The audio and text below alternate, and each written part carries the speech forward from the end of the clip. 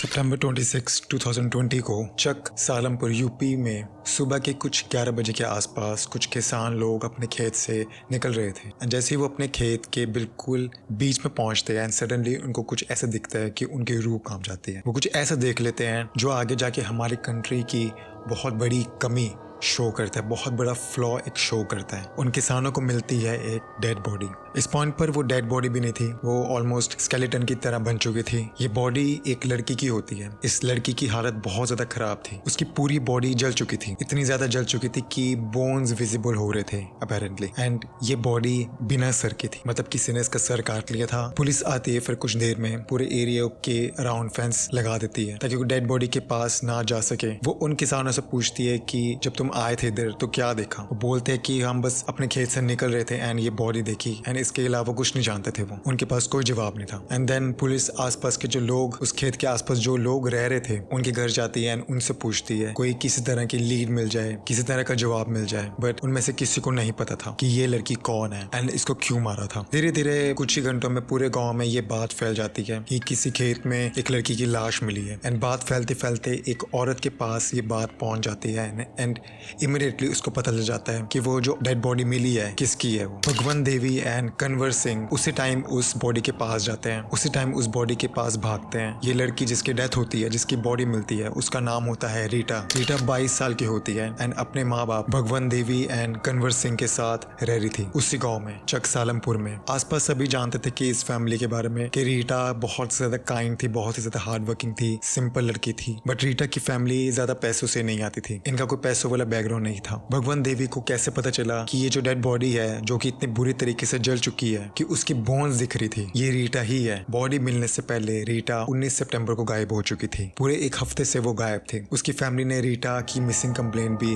Report करी थी 22 सितंबर को। जब भगवान देवी को पता चला कि किसी खेत में एक लड़की की डेड बॉडी मिली है, वो इमीडिएटली उसको देखने चली गई थी। भगवान जैसे ही वहां पे पहुंचती है, देखती है बॉडी के पास एक सलवार एंड कुर्ता, चांदी की अंगूठियां, रेड कलर की चूड़ियां, एक येलो कलर का पर्स, एक काला धागा जो कि पैर में बांधा हुआ था। जैसे ही भगवान ने ये सारी चीजें देखी, वो इमीडिएटली समझ गई थी कि ये रीटा ही है, उनकी बेटी ही है। एंड वो अंदर से बहुत ही ज्यादा टूट चुकी थी। भगवान देवी एंड कन्वर सिंह दोनों बोलते कि ये हमारी बेटी ही है, ये कपड़े, ये चूड़ियां, ये पर्स, ये उसी का ही है। बट पुलिस श्योर नहीं थी कि ये जो डेड बॉडी है ये इनकी बेटी की ही है। अब यहाँ से केस और भी ज्यादा डिस्कस्टिंग और भी ज्यादा डिस्टर्बिंग हो जाता है। ये केस कैसे एक माँ की सब्र का टेस्ट लेता है, अंदर से इस माँ को किस लेवल पे परेशान करता है, किस लेवल पे टॉर्मेंट करता है, आपको हैरान कर देगा। पुलिस भगवान एंड कन्वर को समझाती है उनकी पोजीशन के बारे में कि वो बिना डीएनए टेस्ट के उनको ये डेड बॉडी, ये कोप्स नहीं दे सकते। जस्ट बिकॉज भगवान को कपड़े मिले, ज्वेलरी मिली उसकी बॉडी के पास, डजंट मीन कि ये बॉडी उनकी बेटी की ही है। सो बिना डीएनए टेस्ट करे वो बॉडी नहीं दे सकते थे। भगवान को डीपली पता था कि ये उसकी बेटी की ही बॉडी है। अगर भगवान भी नीचे आके बोलते कि ये उसकी बॉडी नहीं है, उसकी बेटी की बॉडी नहीं है, भगवान ने नहीं मानना था। बट भगवान समझ आती है पुलिस की बात, वो एग्री करती है कि ठीक है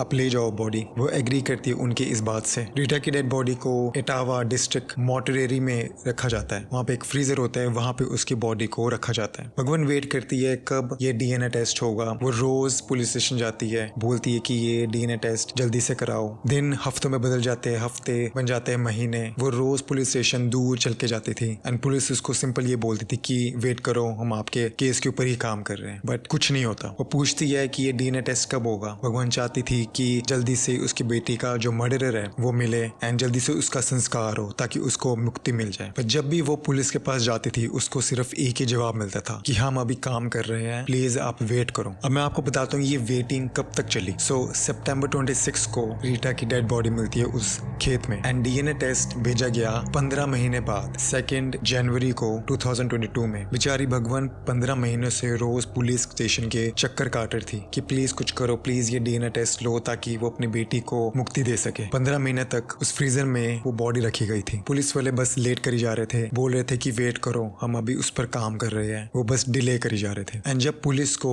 रीटा की फाइनल रिपोर्ट मार्च 2022 में मिली एंड देन रिपोर्ट में लिखा गया था कि जो सैंपल लिया था, डीएनए सैंपल लिया था, उसमें कंटेमिनेशन था, उसमें किसी तरह का मिलावट था। सो उनको रिजल्ट नहीं मिले। बट भगवान देवी ने हार नहीं मानी। वो दोबारा खड़ी हुई एंड दोबारा बोला कि दोबारा सैंपल कलेक्ट करो। दोबारा सैंपल कलेक्ट होते हैं एंड देन भेजे जाते हैं अगस्त 2022 में। वो लैब थोड़ी एडवांस थी पिछले लैब से, बट जब अब रिपोर्ट आती है जुलाई 2023 में, ऑलमोस्ट 1 साल के बाद, एंड इस रिपोर्ट में लिखा गया था कि डीएनए मैच नहीं हो रही, ये बॉडी रीटा के पेरेंट्स से मैच नहीं हो रही। अब आप थोड़ा रुके सोच के देखिए भगवान देवी एंड कन्वर सिंह के ऊपर क्या बीत रही होगी। वो 3 साल तक रोज पुलिस स्टेशन के चक्कर काटते रहे, वो पुलिस वाले डिले करे जा रहे थे, झूठ बोले जा रहे थे, इतनी मुश्किल से डीएनए सैंपल लिया गया। पहली रिपोर्ट में कंटेमिनेशन आई थी एंड देन दूसरी रिपोर्ट में ये बताया जा रहा है कि डीएनए मैच नहीं हो रहा। अब पुलिस वाले बहुत ही ज्यादा स्ट्रेंज पोजीशन में फंस चुके थे कि अगर ये रीटा की बॉडी नहीं है तो किसकी है। एंड और भी डरावनी चीज, रीटा आखिर है कहाँ पर, वो गायब हुई है या मर गई है। पुलिस वाले सोच रहे हैं कि मे बी भगवान को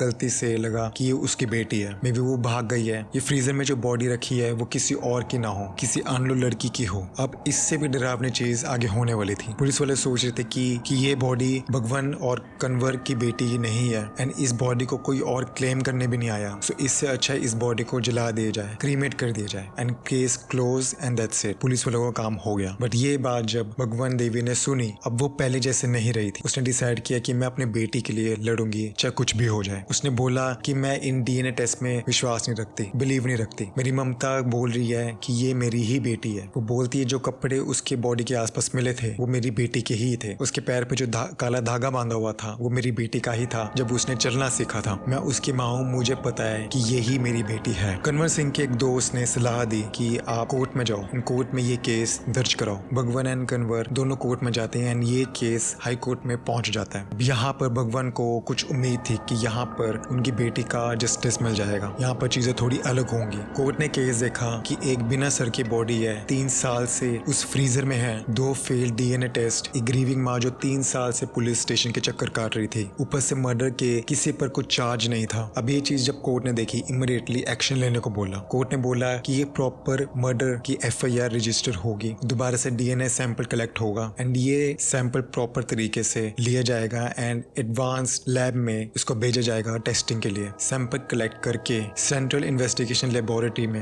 हैदराबाद में भेजी जाती है टेस्टिंग के लिए। इवन दो कोर्ट ने ऑर्डर दिया था कि सैंपल दोबारा कलेक्ट होगा एंड मर्डर की ऊपर इन्वेस्टिगेशन शुरू होगी। ये पुलिस वाले नवंबर 2023 में छुपके से उस बॉडी को क्रीमेट करने की कोशिश कर रहे थे, बट भगवान देवी को पता चल गया था एंड वो इमीडिएटली कोर्ट के पास जाती है एंड इमीडिएटली कोर्ट क्रीमेशन रोकने को बोलते हैं। पुलिस वाले क्रीमेशन रोक देते हैं एंड वापस वो बॉडी फ्रीजर में रख देते हैं। अब आप ये चीज देखो कि 3 साल तक भगवान देवी पुलिस स्टेशन कितने चक्कर काट रही थी। वो अपने बेटी के कातिल को पकड़ना चाहती थी, उसको अपने हाथों से मुक्ति देना चाहती थी, संस्कार करना चाहती थी एंड यहाँ पर पता चल रहा है कि पुलिस वाले छुपके से उसका संस्कार करने लगे थे। इमेजिन करो अगर ये चीज हो जाती, भगवान देवी एंड कन्वर सिंह अंदर से कितना ज्यादा टूट जाते, बट ऐसा नहीं हुआ। कोर्ट के ऑर्डर के बाद नए सैंपल लिए गए। दिसंबर 2023 में ऑफिसर अतुल प्रधान के अंडर सैंपल को प्रॉपर तरीके से लिया गया, उसको पैक करके प्रॉपर तरीके से हैदराबाद में लेबोरेटरी में भेजा गया था। जनवरी 30, 2024 को 3 साल 4 महीने 4 दिन के बाद फाइनली एक प्रॉपर रिजल्ट आता है, प्रॉपर रिपोर्ट आती है डीएनए टेस्ट की। ये बॉडी रीटा की ही होती है। ये बॉडी का डीएनए भगवान देवी से मैच हो रहा था। ये भगवान देवी की ही बेटी थी। भगवान देवी की मदर इंस्टिंक्ट बिल्कुल सही थी। बट जब रिपोर्ट आई, भगवान एंड कन्वर खुश नहीं थे ज्यादा, ना वो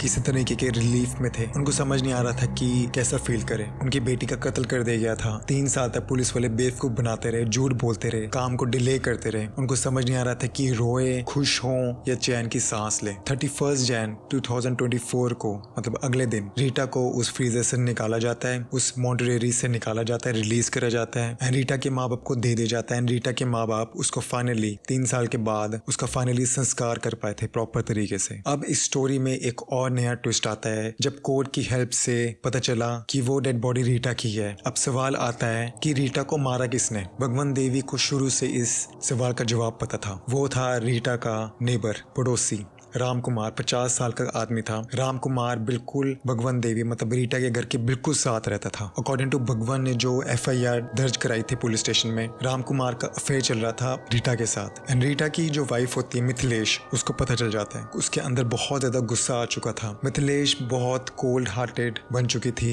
एंड उसने देन एक प्लान बनाया। राम कुमार, मिथिलेश, उनका बेटा मोहित एंड एक और आदमी सत्येंद्र, इन चारों का नाम FIR में था जो भगवान ने लिखाया था। ये कोई रैंडम मर्डर नहीं था, ये एक प्रॉपर सिस्टमैटिक प्लान तरीके से ये मर्डर करा गया था। रीटा की बॉडी को जलाना, उसका चेहरा उसके शरीर से अलग कर देना ताकि कोई आइडेंटिफाई ना कर पाए ये कौन है। कोई आइडेंटिफाई नहीं कर पाएगा तो कोई केस नहीं होएगा, कोई केस नहीं होएगा तो राम कुमार फ्रीली घूम सकता है। ये प्लान ऑलमोस्ट काम किया था। 7 फेब 2024 को रीटा के संस्कार के एक हफ्ते के बाद राम कुमार कोर्ट में अपने आप को सरेंडर कर देता है एंड इसके साथ इसका बेटा भी होता है एंड इनके ऊपर चार्जेस लगाए जाते हैं मर्डर के, क्रिमिनल कॉन्स्पिरेसी के, इंटिमिडेशन के एंड डिस्ट्रक्शन ऑफ एविडेंस के। दोनों को जेल हो जाती है बट कुछ महीनों के लिए। इनिशियली कोर्ट बेल डिनाई करता है कि इन दोनों को बेल नहीं मिलेगी, बट जुलाई 2024 को इलाहाबाद कोर्ट मोहित को पहले बेल दे देता है एंड देन अगस्त में राम कुमार को बेल दे देता है एंड उनका ट्रायल अभी भी चल रहा है। एंड अब आप थोड़ा रुक के